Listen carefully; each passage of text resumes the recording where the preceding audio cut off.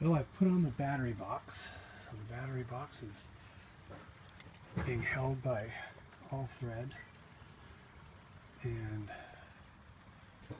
looks like it's pretty stout. I mean, it's bolted right in there. And then I've got the actuator set up for the steering mechanism, and I'll go ahead and show you how that works. This battery is an old battery, but it's enough to move it slowly.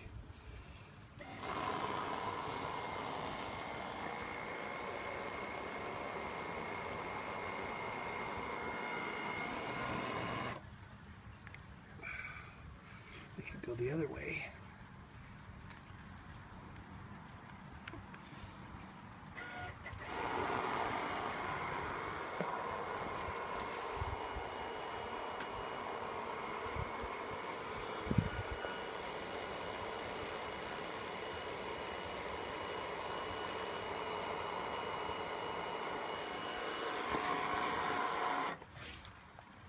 So the steering mechanism works.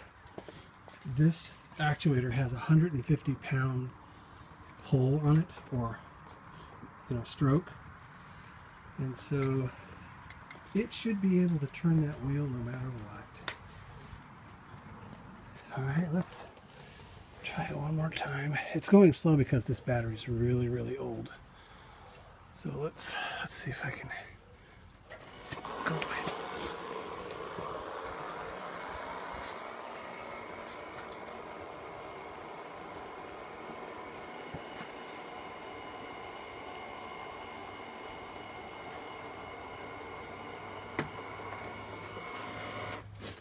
So it's nice and slow because it's very accurate.